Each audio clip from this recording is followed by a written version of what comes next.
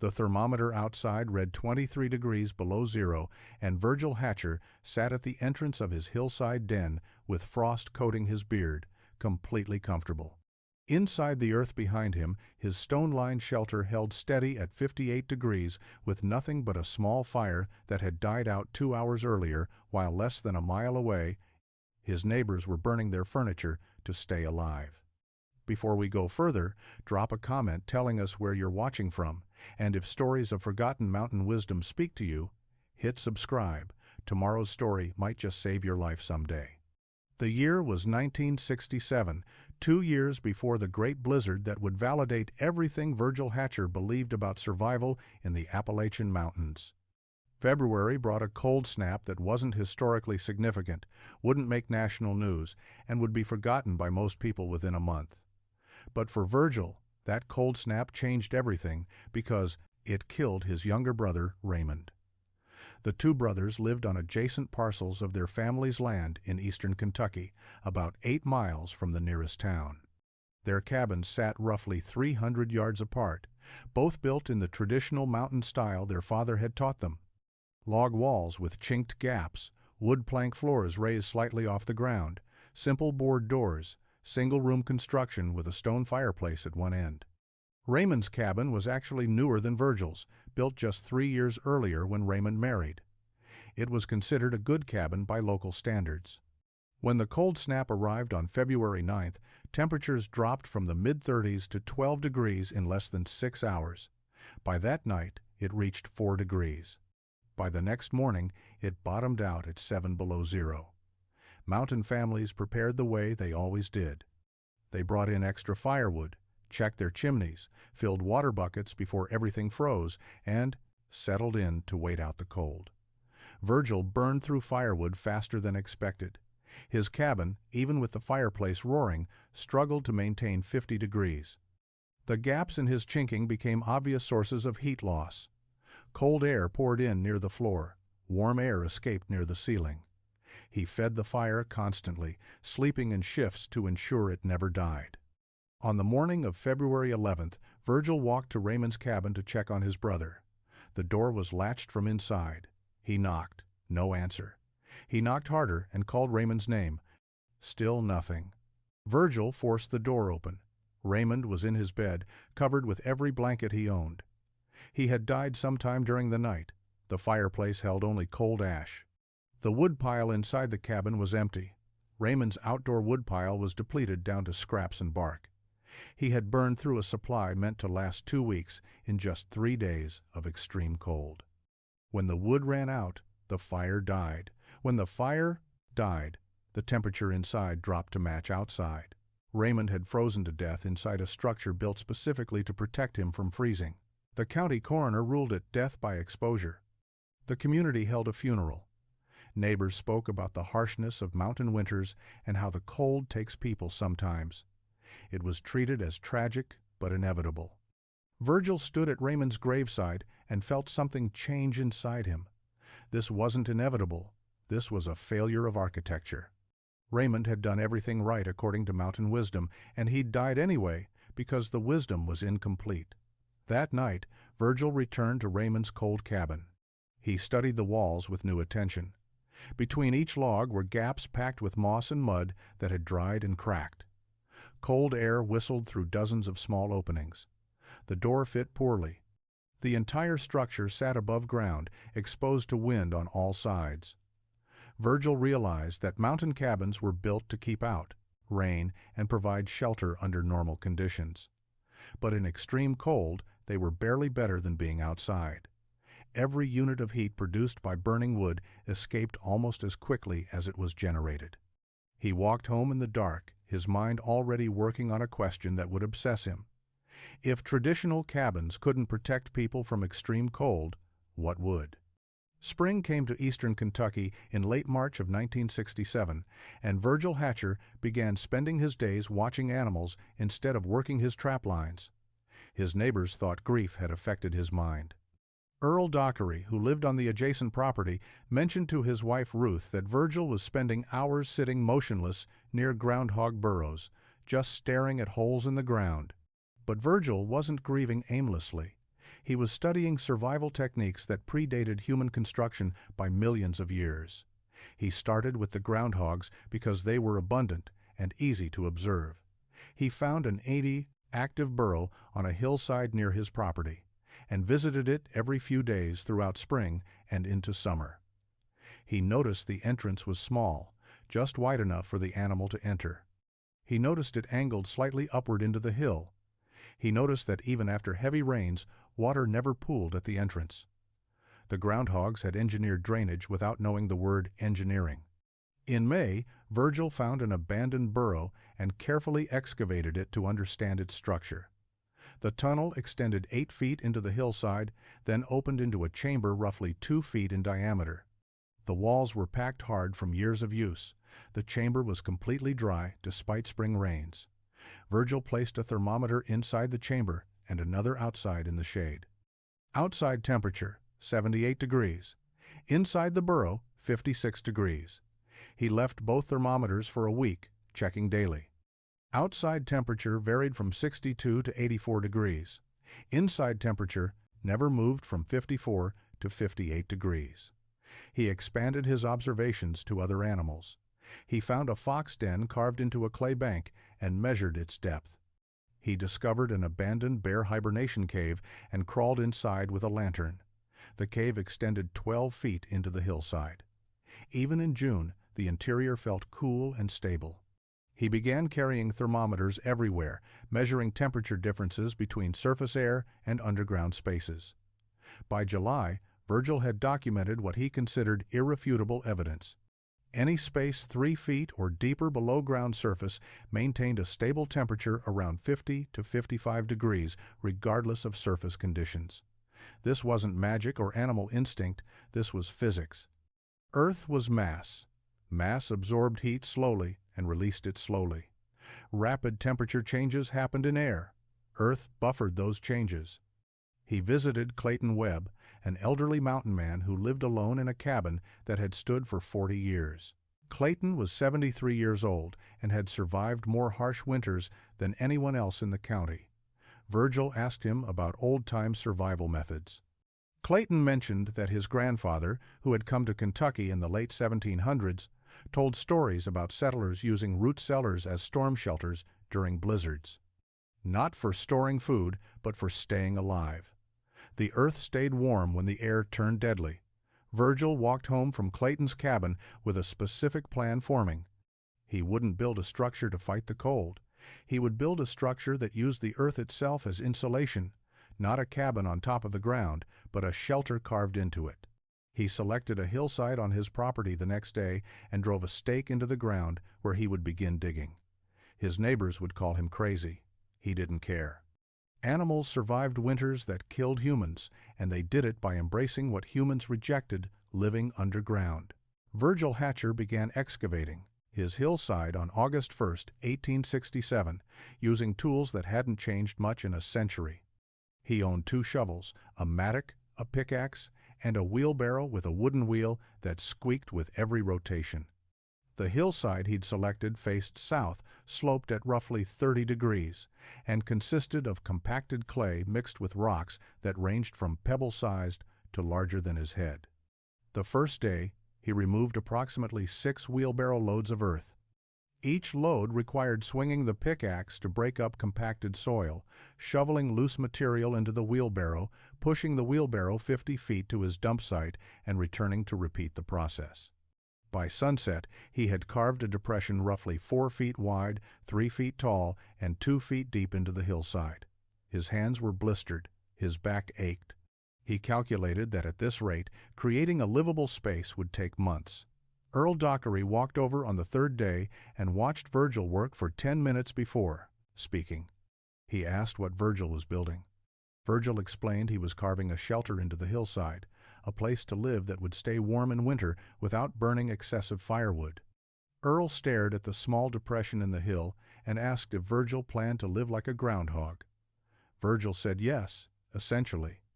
Earl shook his head and walked away.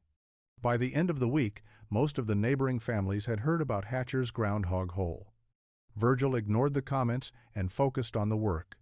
He excavated in a specific pattern, starting at the center and working outward, creating a space roughly 10 feet wide, 8 feet tall at the center, and 12 feet deep into the hillside. He angled the floor upward slightly from entrance to back wall, ensuring water would drain out rather than collecting inside. This detail came from observing animal burrows and from Clayton Webb's advice about root cellar construction. The clay soil was simultaneously a blessing and a curse. It was stable and held its shape without immediate collapse risk, but it was also dense and required significant effort to excavate.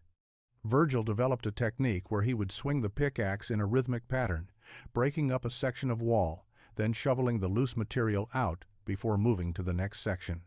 He worked from dawn until dark, 6 days a week, resting on Sundays. By mid-September, he had removed an estimated 8 tons of earth and created a cavity that resembled a room carved into the mountain. The walls were rough, the floor uneven, the ceiling irregular, but the basic structure existed. He stood inside the excavation one evening after finishing work and felt the temperature difference. Outside, the September air was 70 degrees. Inside his carved space, the air was cool, stable, and distinctly isolated from the surface weather. Frank Quillen stopped by in late September and asked Virgil if he worried about cave-ins.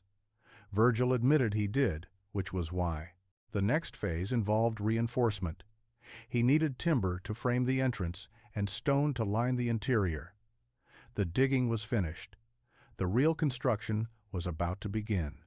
Virgil spent the first week of October walking his property and examining trees. He needed 3 specific logs, 2 vertical posts, and 1 horizontal lintel beam, and they had to meet exacting requirements.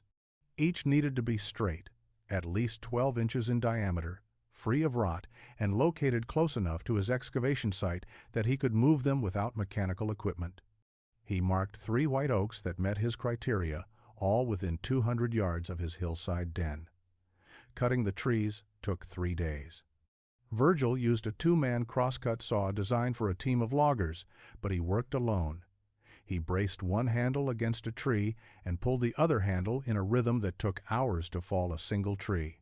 Once down, he stripped the bark using a draw knife and cut each log to length. The vertical posts measured 9 feet each. The lintel beam measured 12 feet. Each log weighed several hundred pounds. Moving the logs required building a drag sled from scrap lumber and using his mule to pull each timber to the construction site. The mule, an aging animal named Buck that Virgil had owned for 8 years, balked at the weight but eventually managed to drag each log into position near the excavation entrance. The process took another week. Virgil dug post holes on either side of his entrance, each hole 4 feet deep and 2 feet in diameter. He used a post hole digger and removed rocks by hand when the digger couldn't break them loose.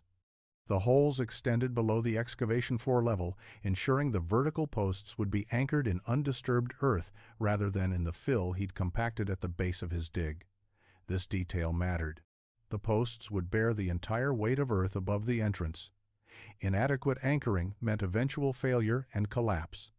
Setting the vertical posts required leverage and patience.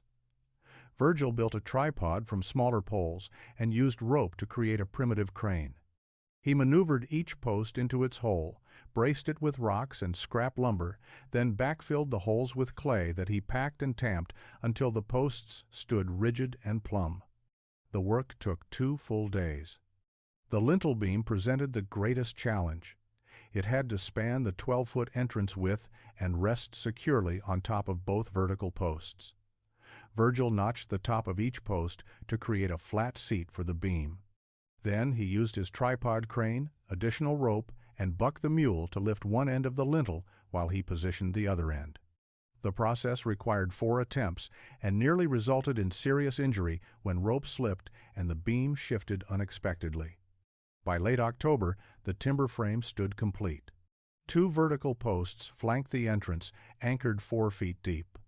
1 massive lintel beam spanned the top, distributing weight to the posts. The frame could support thousands of pounds of earth.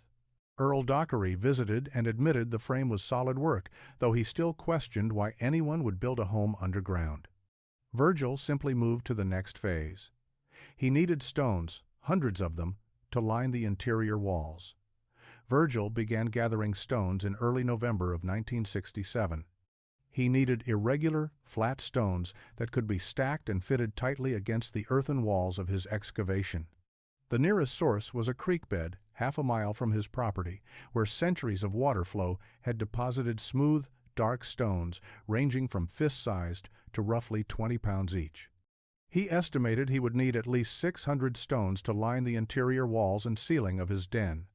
He built a sled from rough-cut lumber, designed to be pulled by Buck the mule over uneven terrain. Each trip to the creek took an hour. He would wade into the cold water, select stones based on shape and size, load approximately 200 pounds onto the sled, then lead Buck back to the construction site. He made 2 trips per day when weather permitted. The work was monotonous but essential. Poor stone selection would create gaps and instability. Careful selection would create a wall that functioned as both structure and thermal mass. By mid-November, he had accumulated a pile of stones near his den entrance. He began the interior lining by mixing clay mortar.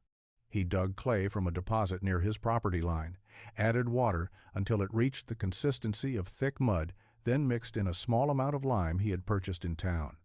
The lime cost 75 cents for a 20-pound bag, a significant expense, but it strengthened the mortar and helped it cure properly. The stonework began at the floor level and progressed upward. Virgil selected each stone individually, testing its fit against adjacent stones before applying mortar.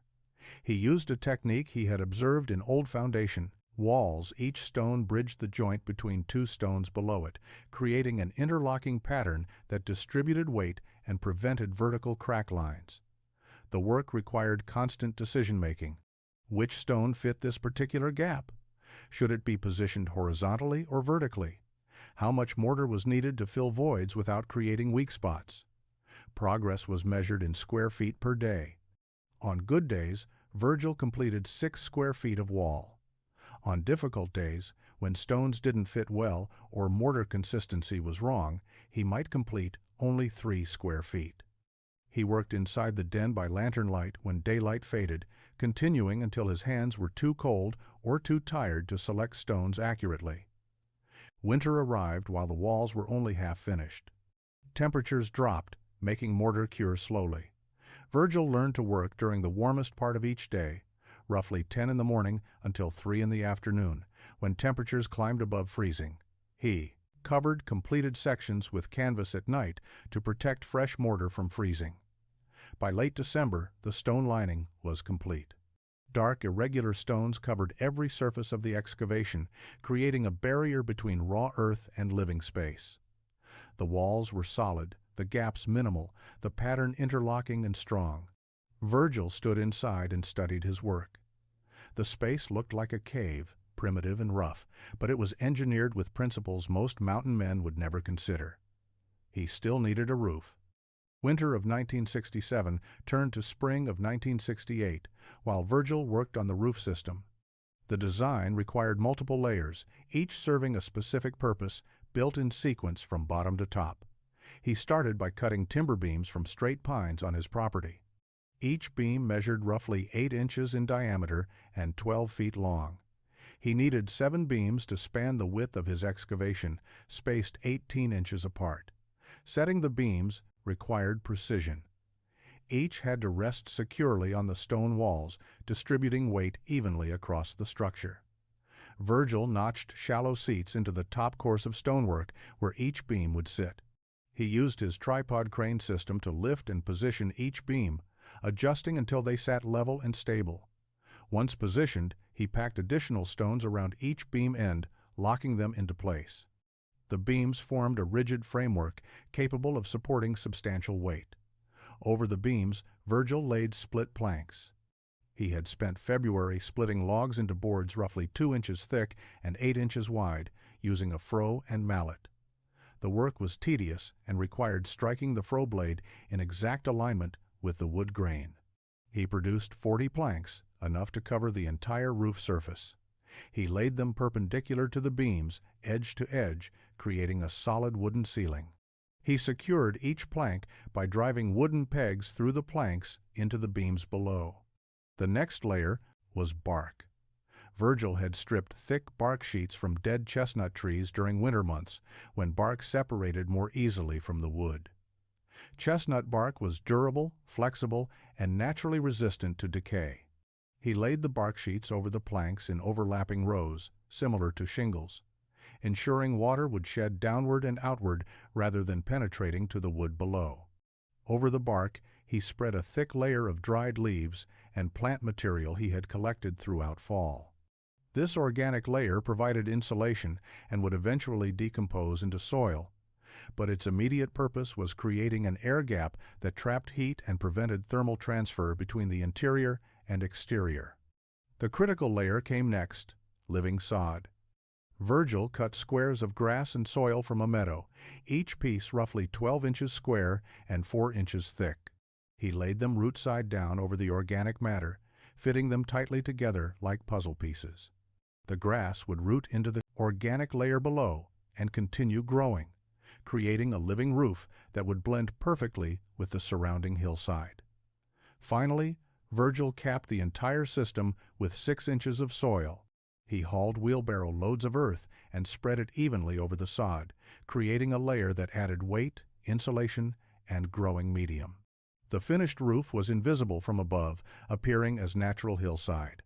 Near the back of the structure, he left a small opening covered with flat stones, a smoke hole for ventilation. By May, vegetation was sprouting on the roof.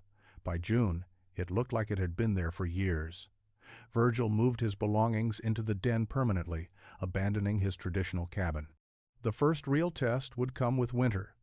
The winter of 1968 through 69 became Virgil's testing ground.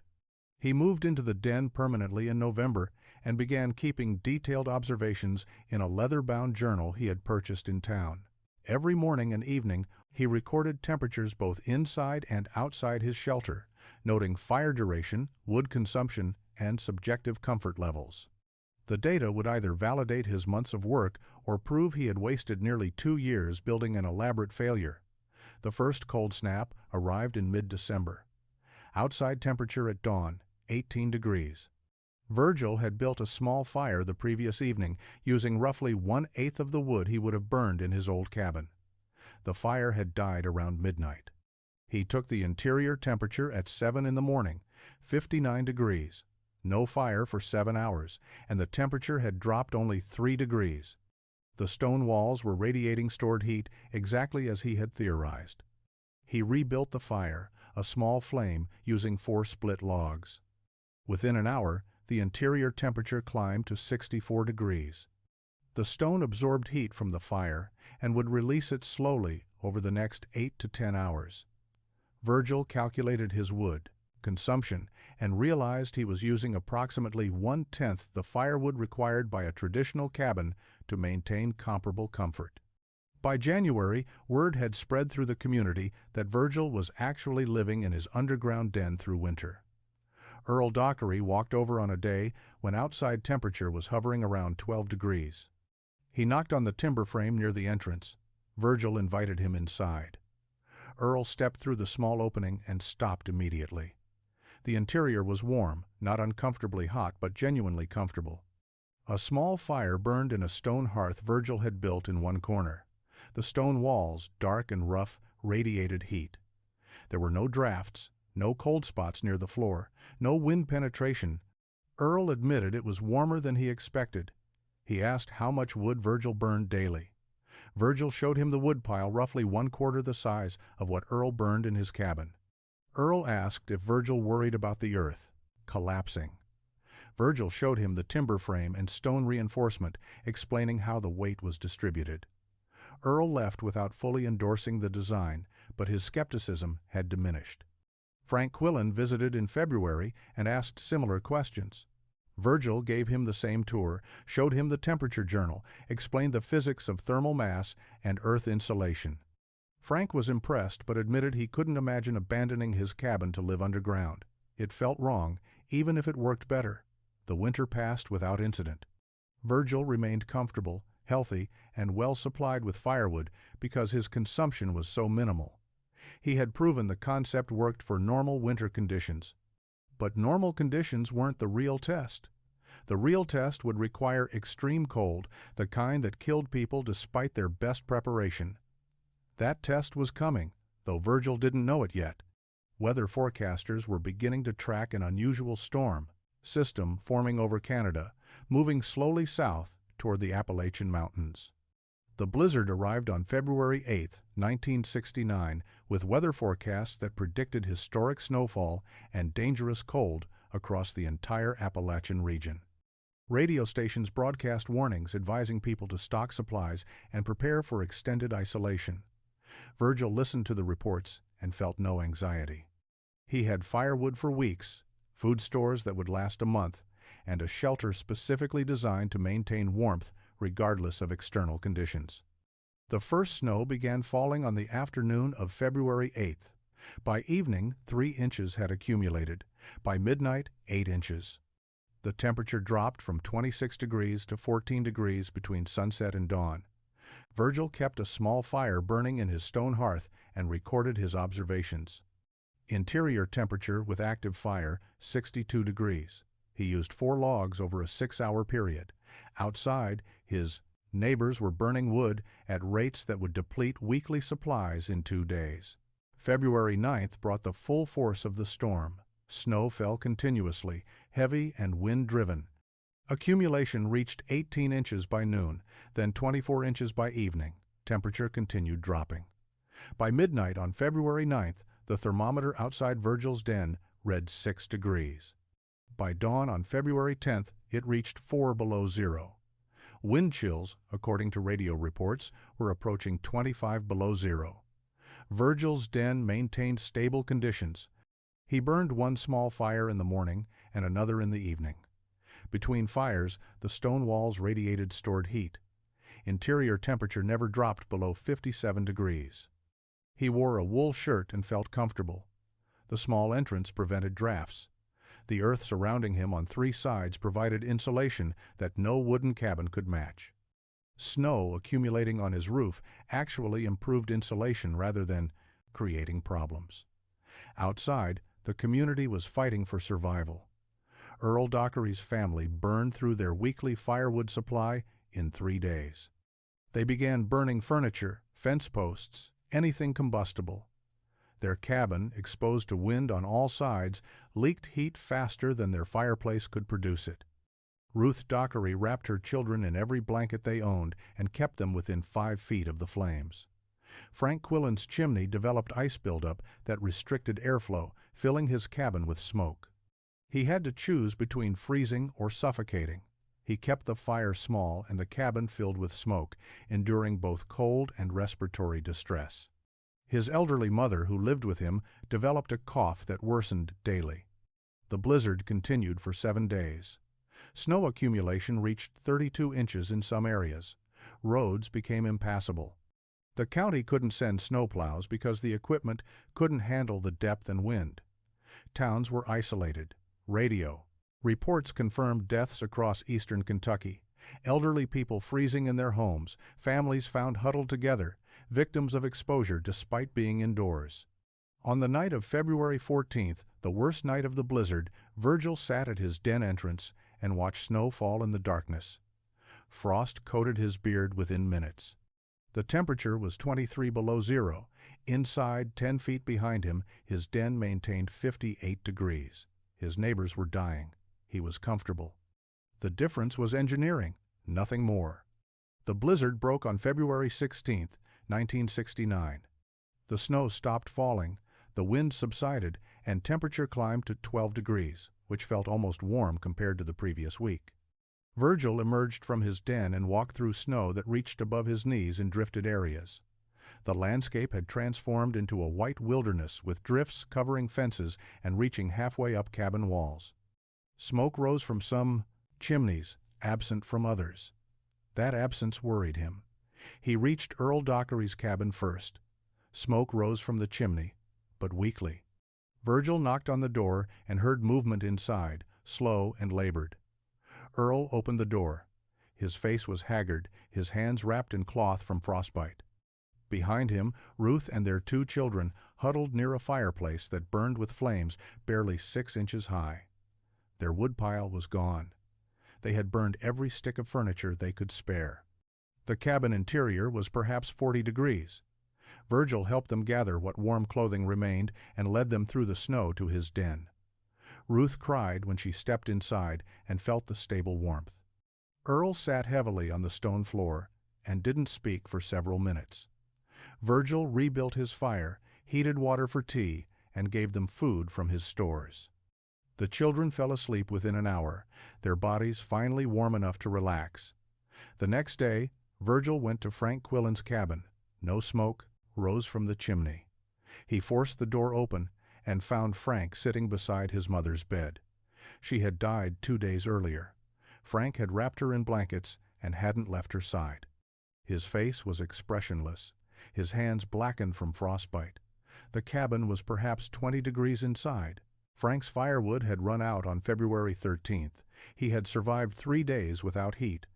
Virgil helped Frank wrap his mother properly and carried her outside to a shed where the cold would preserve her until burial was possible. He brought Frank back to the den where Earl's family was still recovering. Over the following days, as roads were gradually cleared and county rescue teams reached isolated areas, the full toll became clear. 43 people had died in eastern Kentucky during the blizzard. Most had frozen inside their own homes despite having fireplaces and wood supplies. The extreme cold and duration had simply overwhelmed traditional cabin construction. Word spread about Virgil's den. County officials visited, examined the construction, and took notes on the design. A newspaper reporter from Lexington drove up once roads were passable and wrote an article titled "The Man Who Lived Underground and Survived." Engineers from the State University visited and confirmed the physics were sound earth insulation combined with thermal mass storage created superior heating efficiency compared to above-ground wooden structures. Earl Dockery publicly admitted he had been wrong to mock Virgil's design. Frank Quillen asked Virgil to teach him how to build a similar shelter. Others began asking questions about excavation depth, stone selection, timber requirements. The impossible had become proven. A man living in a hole had survived when proper cabins had failed. The years following the blizzard of '69 brought quiet changes to Appalachian building practices. People didn't abandon traditional cabins, but they began constructing secondary structures, earth-sheltered storm rooms, expanded root cellars with stone-lined interiors, partially underground storage buildings that could house families during extreme weather. Virgil shared his techniques freely with anyone who asked. He helped Earl Dockery build a smaller earth-sheltered room behind his main cabin during the summer of 1969. He advised Frank Quillen on proper drainage and stone selection for a shelter Frank built into a hillside on his property. The county extension office distributed a mimeographed pamphlet in 1970 titled "Earth-Sheltered Construction for Emergency Preparedness." The pamphlet included rough diagrams based on Virgil's den, though it didn't mention him by name. Over the following decade, similar structures appeared throughout eastern Kentucky, southwestern Virginia, and eastern Tennessee. Most were small, designed as refuge spaces rather than primary homes, but they shared common elements: excavation into hillsides, timber-framed entrances, stone-lined interiors, living roofs. The technique saved lives during subsequent harsh winters, though exact numbers were never recorded. Survival doesn't generate headlines. Families who weathered severe cold snaps in earth-sheltered rooms didn't report their experiences to newspapers. But the structures remained, built quietly by men who remembered what happened in '69 and chose not to rely solely on traditional construction. Virgil lived in his den until 1991. He never married, never sought attention for his innovation, and rarely spoke about the blizzard that had validated his years of work. He maintained the den meticulously, replacing deteriorated timbers, repointing stone joints that cracked, ensuring the drainage systems remained clear. Neighbors grew accustomed to seeing smoke rise from the disguised vent on the hillside. Children in the area knew about old Virgil's cave and occasionally dared each other to approach the entrance. He died in March of 1991 at age 73 from heart failure. His property passed to a nephew in Ohio who had visited twice in his life and didn't understand the significance of the earth-sheltered structure. The nephew sold the land to a development company within a year. The den was filled in with bulldozed earth, the entrance timber removed, the site graded and seeded with grass. But across the Appalachian region, hidden dens remained. Some were maintained and still used. Others were abandoned but structurally sound, their stone walls and timber frames lasting decades beyond their builders' lives. On cold winter nights, smoke still rose from hillsides where families stayed warm, using techniques derived from watching animals and trusting physics over tradition. The story of Virgil Hatcher's den teaches that innovation often comes from necessity rather than inspiration, that the best solutions sometimes reject conventional wisdom entirely, and that man's obsession with survival can quietly change how others approach fundamental problems. The impossible became routine, carved not into monuments or written into textbooks, but built into mountainsides themselves. Stone and earth and timber standing as testament to what knowledge and determination could accomplish when tradition failed and new thinking was required.